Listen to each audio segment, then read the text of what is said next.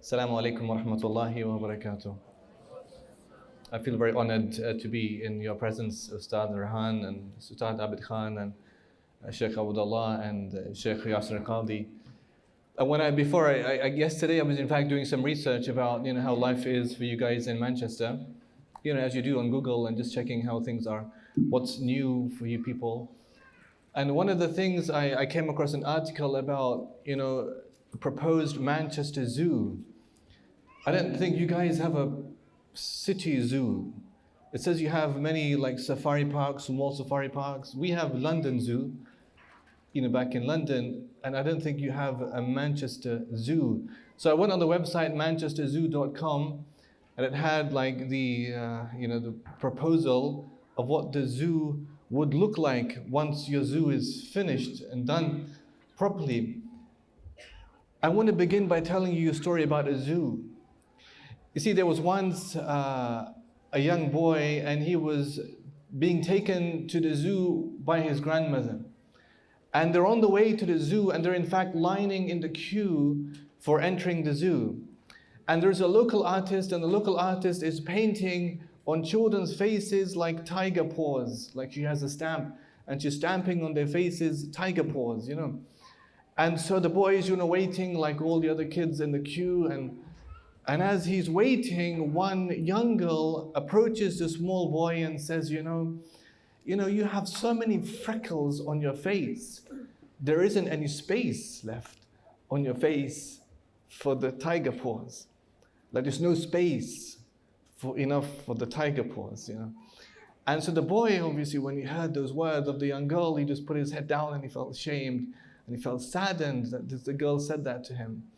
And so the grandmother, when she was there, she also heard what the girl said, and so she kind of knelt down by the boy. And she said to the boy, when I was small, I always wanted a face with freckles. And she said, there's nothing I can think of that could be more beautiful on a face than freckles. Do you think there could be anything more beautiful on a face than freckles? And the boy is silent. And he's staring into his grandmother's eyes and says, yeah, there is something that could be more beautiful than freckles. And he's looking into her. And she says, what do you think could be more beautiful than freckles? And she said, wrinkles. We are not machines. We are not robots. We are not automated machines. You press a button and we respond and react. I bought a book recently called Harry's Last Stand by a man called Harry Leslie Smith. And he wrote the book at the age of 91. He died at the age of 95 a few years ago. And it's a book about his life and about his recommendations for the next generation of people. But it's just the first 2 pages of the book that really captured my attention. And what he does is he describes a moment every morning. He says, I go downstairs and I make coffee for myself. And he describes the scene and he says, I'm downstairs and I'm brewing the coffee and then I'm mixing the sugar with the coffee. And then he says, when I hear the clinking of the spoon against the coffee cup, when I hear the clinking sound, it takes me back to when I was a small boy, like 6, 7-year-old, on the streets of London. And the same clinking sound is the same clinking sound of the hooves of horses on the pebble-topped streets of London. And I can imagine the scene, and I can see the horses, I can hear their clinking on the ground, and at the same time I can see my parents rummaging through rubbish and litter from one of the rubbish bins. And I thought to myself, Allahu Akbar, we are not machines. We're not robots. We're human beings. And Allah gave us senses of seeing, smelling, hearing, tasting, touching, by which we understand and relate to the world around us. When we, and the Ustaz gave a beautiful reminders, Allahu Akbar, of the greatness of our Prophet sallallahu alaihi wa alihi wa sahbihi wa sallam. And in all characteristics, he exemplified all of them, the best of all of them. And one of them is precisely this, empathy. Empathy is an in-feeling. Having an in-feeling for somebody else, for something else. And this is right from the beginning. If you remind yourself, because it's Reed Foundation, Iqra, and he was coming from the caves, and it was, in fact, he was late that day, And so when Khadija, she says, Ya Abul Qasim, oh Abul Qasim, because his kunya was Abul Qasim, yet Al Qasim, and Abdullah, and Zaynab, Kulthum, and Ruqayya, Fatima. Ya Abul Qasim, Aina kunt, where were you? فإني قد بعثت إليك رسلي لطلبك. I sent messengers to try and find you. Where were you?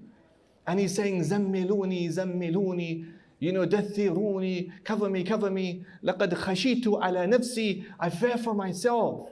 Something has happened. And then she said, كلا لن يخزيك الله أبدا. Allah would never do you wrong. I want you to think about the reasoning she provides him, sallallahu alaihi wasallam. Why would not Allah do him any wrong? She said, فَإِنَّكَ لَتَصْلُ الرَّحِمِ وَتَحْمِلُ الْكَلِّ وَتَكْسِبُ الْمَعْدُومِ. You are good to the orphan, you're good to your neighbors, and you carry other people's burdens. You carry on your shoulders, on your backs, other people's concerns and burdens. And that was the prophetic way even before the Nubuwwah began. That's how he was known, as a person of remarkable in-feeling, of human empathy, right from the beginning. You would also know that there was a delay and a gap after the first revelations of the Quran, Surah Al-Alaq, the first ayat, Al-Muzammil, Mudaththir, and then there's a delay. And the mushrikeen are making fun, they're saying, وَدَّعَهُ رَبَّهُ, his Lord has abandoned him, Lord has abandoned him.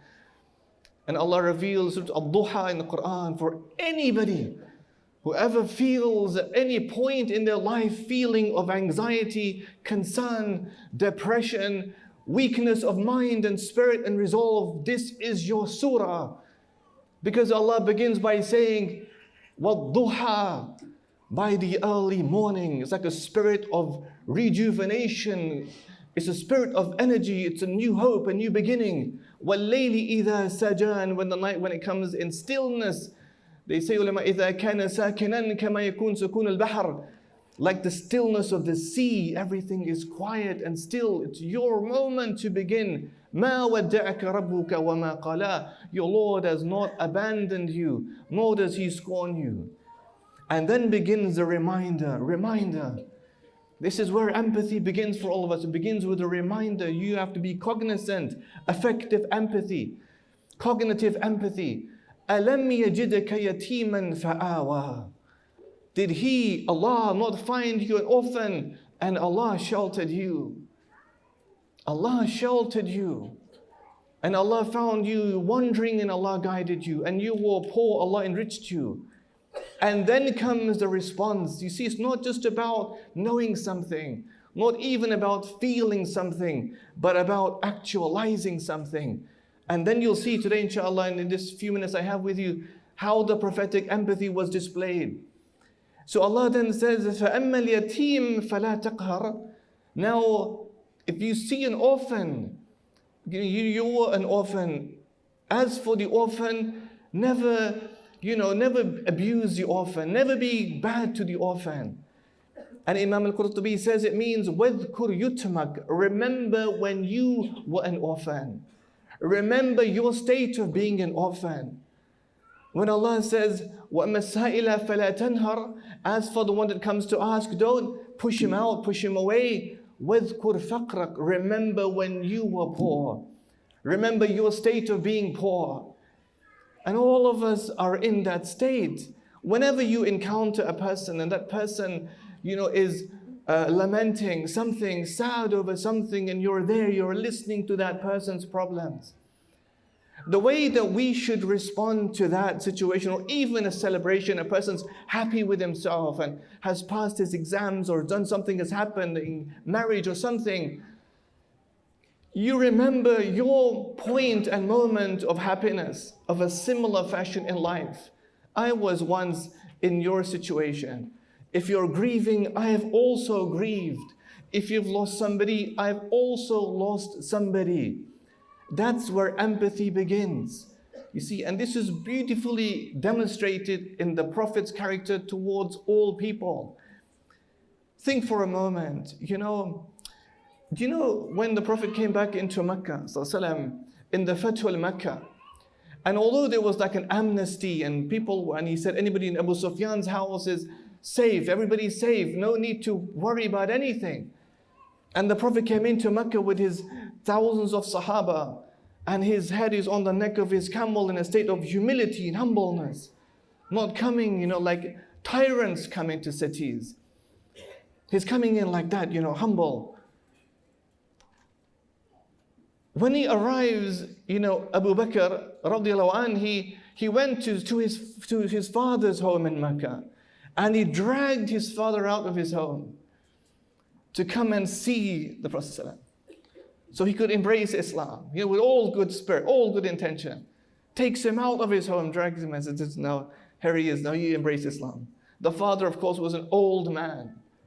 When I read Harry Leslie Smith's book, he goes through the 20th century, so many of the decades of it, and he describes, a time where you didn't have NHS. And you didn't have central heating in England. You didn't have these things. And he says how I used to huddle up with my siblings just to find some warmth because there was no heating. And it just makes you, whenever you see elders, it makes you see things differently because you've seen, felt, smelled, heard, tasted, touched something I have no clue of because I wasn't there. And so the old man is being dragged out of his home, and Abu Bakr takes him to Rasulullah. And the Prophet comes in front of the old man and he says to Abu Bakr, he says to him, Ya Abu Bakr, هل تركت الشيخ في بيتي حتى أكون أنا آتيه إليه? Why didn't you leave the old man in his home so I could have come to see him? Yes, Allah Akbar. Why didn't you leave the old man in his home so I could have gone and seen him instead of you inconveniencing and bringing him to me? And Abu Bakr says, no, Ya Rasulullah, he has more need to see you than you have need to see him. And Abu Bakr's statement, of course, was true, radiallahu anhu. But look how the Prophet was cognizant of the old man. Even though the Prophet gave amnesty. If you're in that situation, empathy, put yourself in that situation. Your man is old. It's Makkah. There's stereotypes about Islam, about the Prophet ﷺ. There's all previously people who had enmity, they were there in Mecca.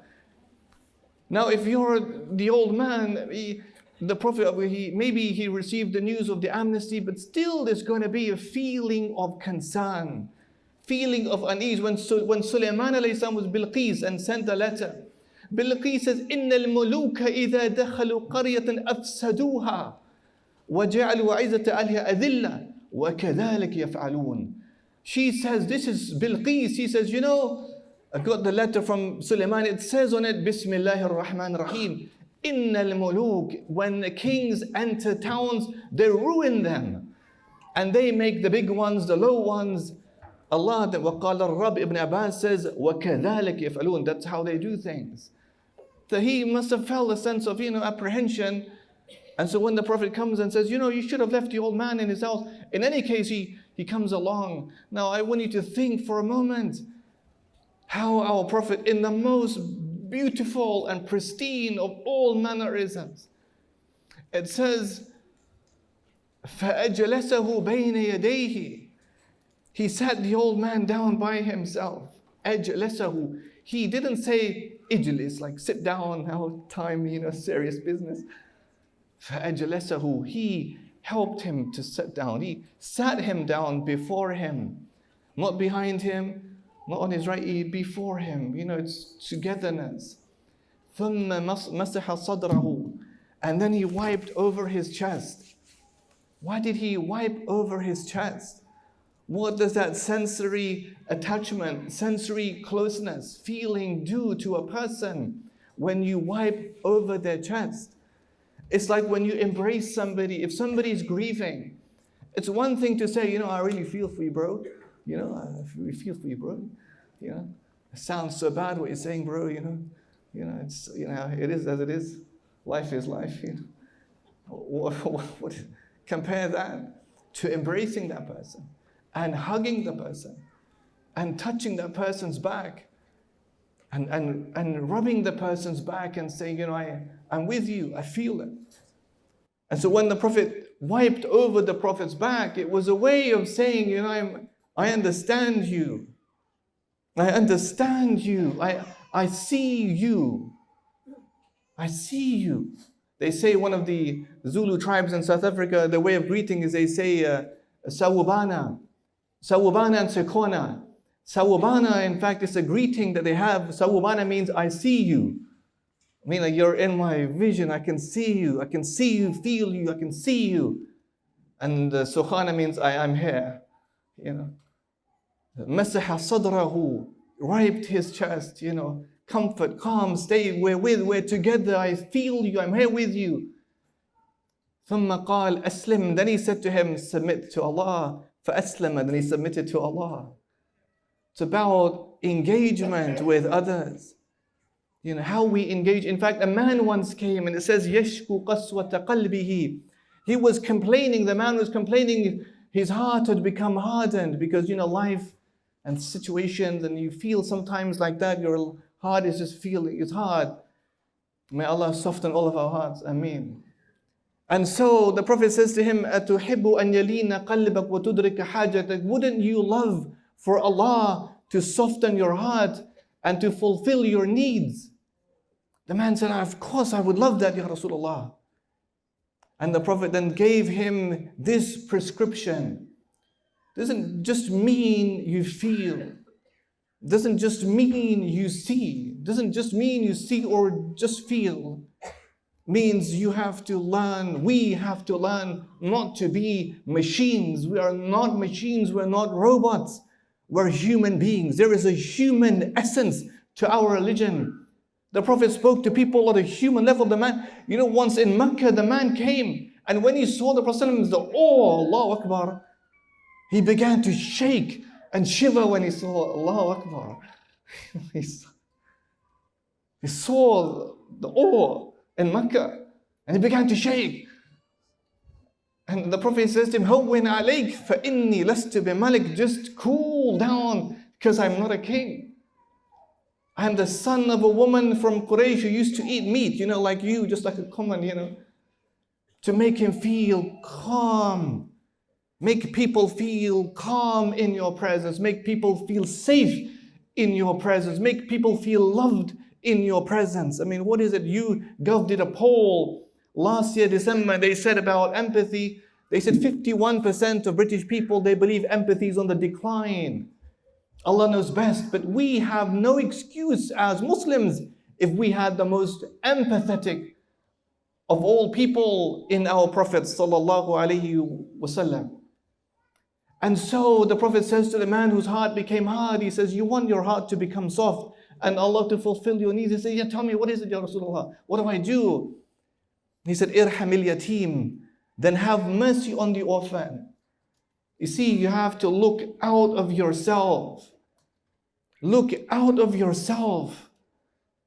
When Allah in the Quran says in Surah Al-Duha, وَأَمَّا الْيَتِيمِ فَلَا تَقْهَرْ فَأَمَّا الْيَتِيمِ فَلَا تَقْهَرْ.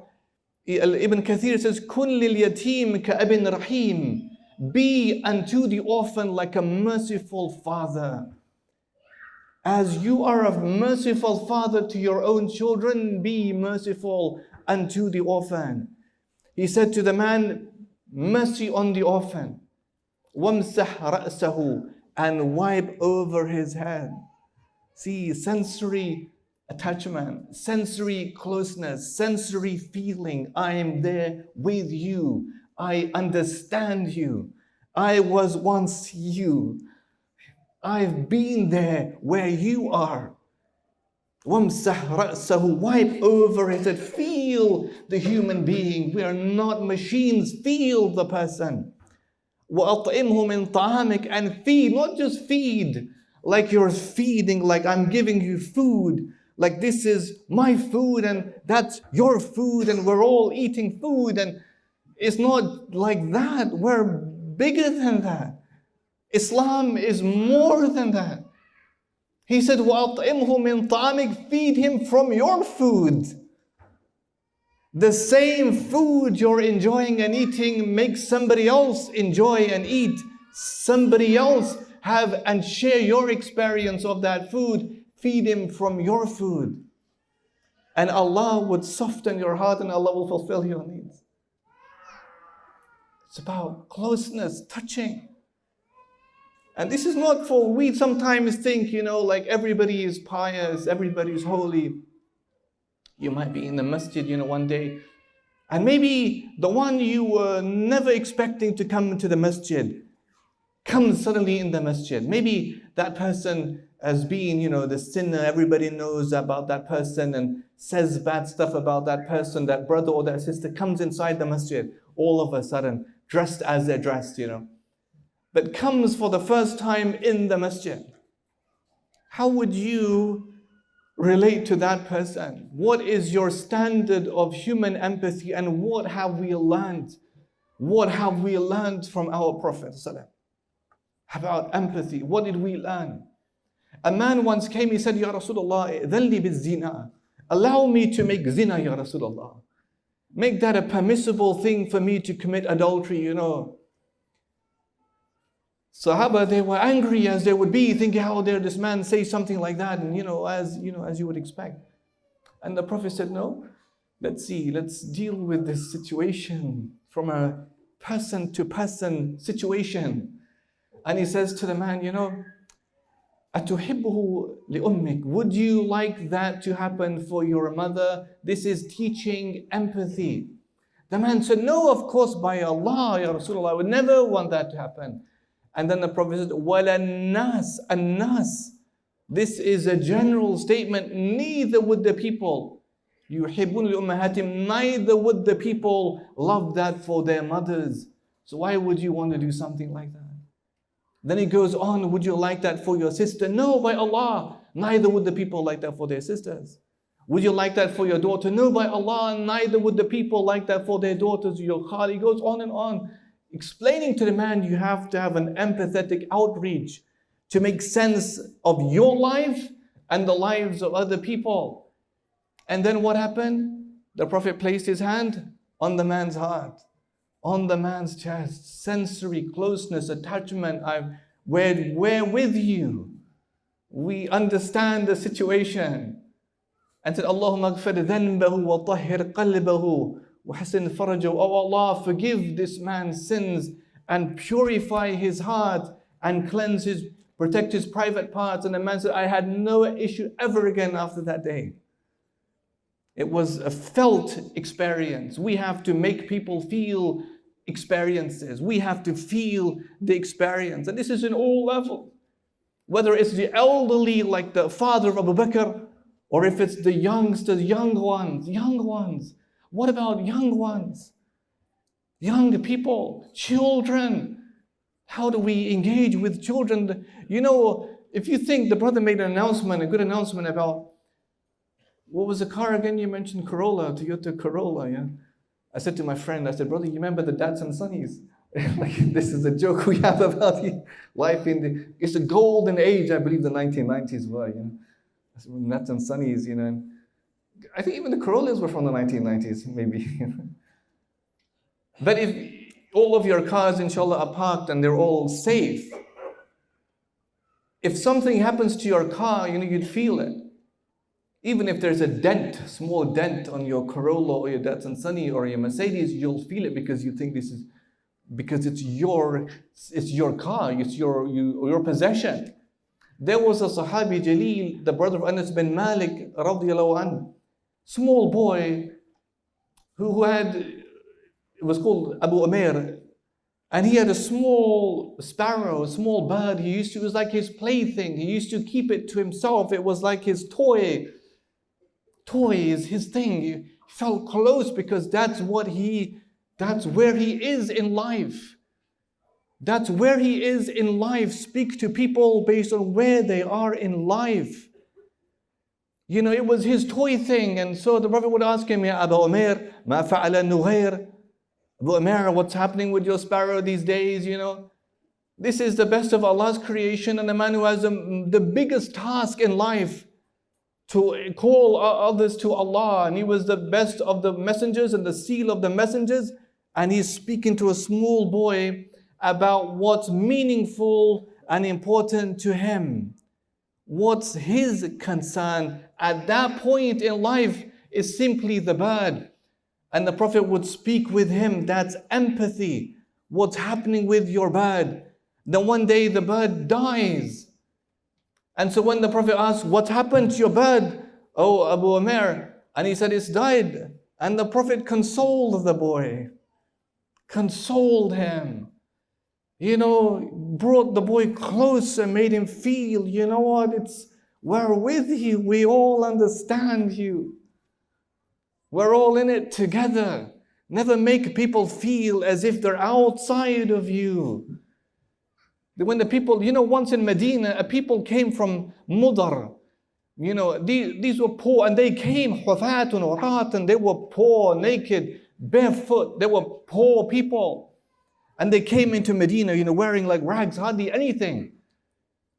And the Prophet, when he saw these people coming in, فَتَغَيَّرْ وَجْهَ النَّبِي ﷺ, the Prophet's face changed when he saw them, because he felt uneasy, he felt pity and sadness and empathy, felt not nice in seeing somebody else not in the same situation as you might find yourself in. How do we engage with those who don't have all the comforts we might have?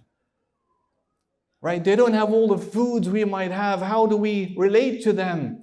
And so when they came, and the Prophet then فَأَمَّرَ بِلَالِ, she called Bilal, Bilal come, and said to Bilal, make adhan. فَأَذَّنَ, Bilal made adhan. A public declaration, a public announcement. All the people then came. Sahaba all came. And then the Prophet addressed all the people. And the people of Mudar were just standing there. They were there, barefoot, naked, hardly any clothes. And the Prophet began with the verse in the Quran, Ya ayyuhan nas, O people, ittaqu rabbakum, fear your Lord. Alladhi khalaqakum min nafsin wahida. Your Lord who created you from a single soul. Our point of beginning is all one and the same. It's all a single soul. On the day of Arafah, the Prophet addressed the people and says, Ya ayyuhan nas, O people, kullukum min Adam wa Adam min turab. All of you are from Adam. Adam was from dust. What's the point of all the gluttony and the showing off and all of the vanity? We're all one and the same at the basic level. In the fact we have human codes of recognizability. You bleed, I bleed. You cry, I cry. We all feel. You have hopes, I have hopes. You have fears, I have fears. You have ambitions, I have ambitions. We're all similar in so many ways. And the people were touched by this. And so one man comes in, bidinarihi, with one dinar. Another one comes with a dirham. Another one comes with a cloth. Another one comes with a clothing. Another one comes with shoes. Another one comes with this. Another one comes, it says, with a bag. He couldn't even hardly carry the bag because he was pulling it. It was too heavy for him. Until at the end there were like two piles of things, of stuff, of clothes and food. And then see what happened. Then he says, the Prophet's face, at the beginning it was discomfort. And then the Prophet's face, فَتَهَلَّلَ كَأَنَّهُ مُذْهَبَةٌ. The Prophet's face began to glisten like gold when he saw the response of empathy, Iman-inspired response of empathy of his companions. We have to learn as Muslims to bring people back into our conversations. It's too much indifference. The Sheikh spoke before me about injustice. If we have tendencies of indifference, brother, what's happening? Yeah. This is too close for comfort, brother. Keep distance. I'm just kidding. Come, let me hug you. See? I can't speak about empathy, then I have this. This is not teaching by example. This is تقولون ما لا تفعلون كبر مقتا عند الله أن تقولوا ما لا تفعلون. Allah musta'an. And so we have to learn to bring people back into conversations. If you think about people who might be on the outside, Julaybib was on the outside. I mean, he was small. He was like a dwarf, he was small. He wasn't the best of good looking, but our Prophet brought him back into the conversation. So the day he was martyred and the Prophet came to him, and he didn't look too good, he was martyred, however. And so the Prophet came and says, هَذَا مِنِّي وَأَنَا مِنْهُ. 3 times, this man is from me, I am from him. This man is from me, I am from him. فَوَضُعَ عَلَى سَاعِدَيْهِ لَيْسَ لَهُ سَرِيرٌ إِلَّا سَاعِدًا بِسَرٍ. And the Prophet placed Julaybib in his arms, sensory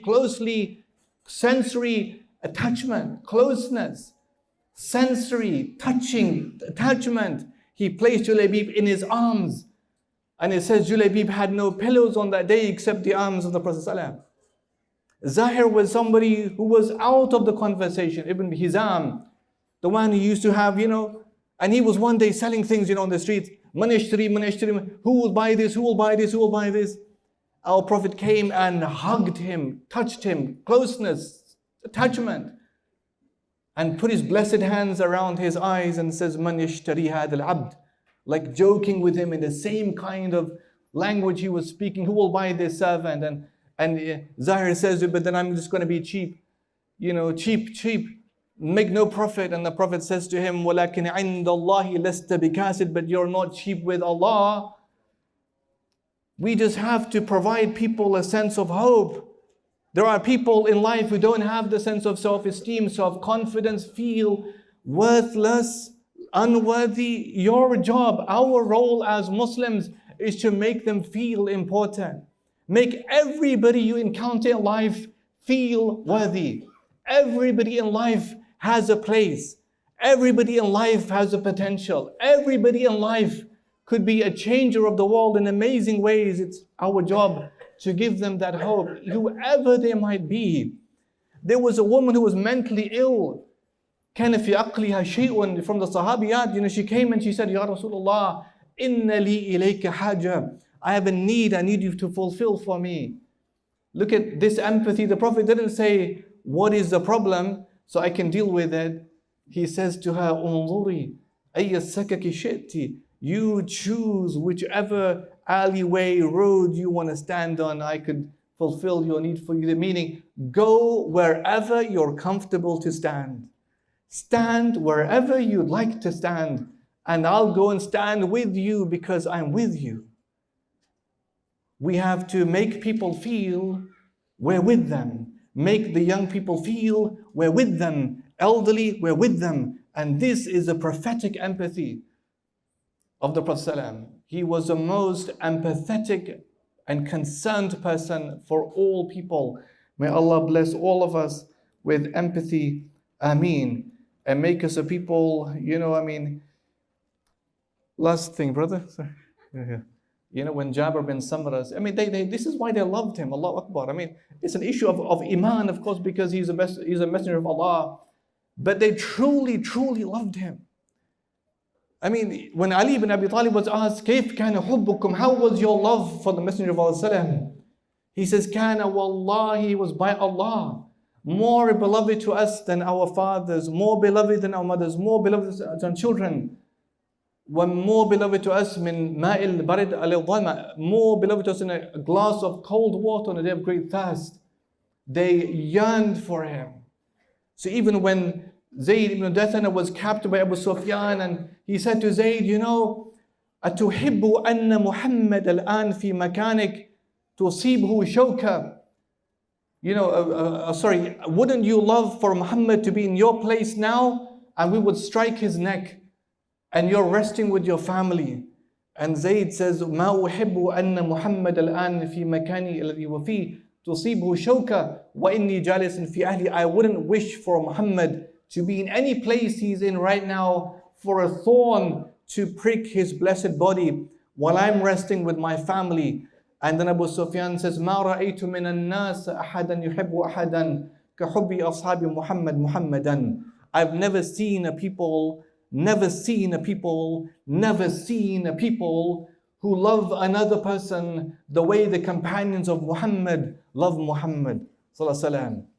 And he was close to them. Jabir bin Samra says, لَوْ رَأَيْتَهُ, had you ever seen him, had you ever seen him, لَقُلْتَ, you would have said, إِنَّ الشَّمْسَ طَالِعَةٌ, the sun has risen. And for all these people he engaged with, the sun had risen for them. May Allah make us of them. Jazakumullahu khairan.